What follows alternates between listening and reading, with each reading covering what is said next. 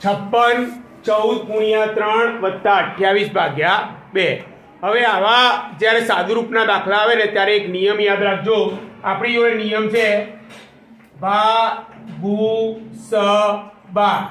એટલે કે સૌપ્રથમ ભાગાકાર થાય, પછી ગુણાકાર, પછી સરવાળો અને પછી બાદબાકી। ધ્યાનથી જોજો, અહીંયા 56 - 14 ગુણ્યા 3 વત્તા 28 ભાગ્યા 2 છે, એટલે જવાબ આવશે 14।